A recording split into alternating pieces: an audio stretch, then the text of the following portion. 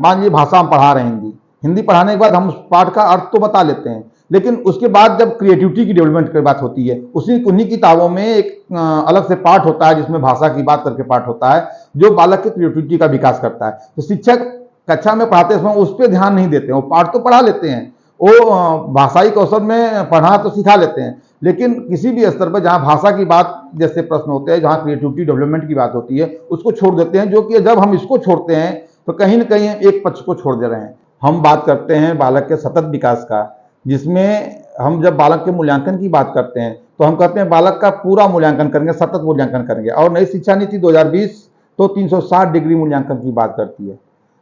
जब हमें 360 डिग्री मूल्यांकन करना है तो हमें इस व्यक्ति की जब शिक्षा में पाठ्यक्रम के साथ साथ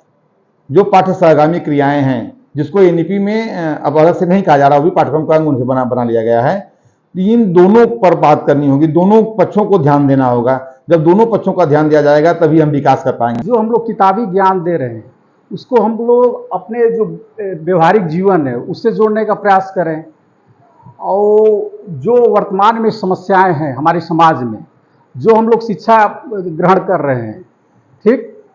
तो उसको तत्कालिक समस्याओं से जोड़ने का प्रयास करें। अभी करें डिजिटल साक्षरता, हम लोग पढ़ लिए जिसको कंप्यूटर का जानकारी एक तरह से डिजिटल रूप से निरक्षर है,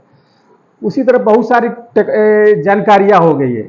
आर्थिक रूप से हम लोग को बहुत सारा जानकारियां नहीं दिया, तो आर्थिक रूप से निरक्षर है। बच्चों को बचपन से ही कैसे पैसा के इन्वेस्ट करना सिखाया जाए, स्कूल लेवल से ही हमको सिखाया जाए। आर्थिक रूप से बच्चा कैसे साक्षर हो, बच्चा जब थोड़ा सा उसकी समझ हो जाए तब से कैसे बचत करना सीखे, कैसा कहाँ से पैसा आ रहा है, कहाँ से पैसा लगाना है।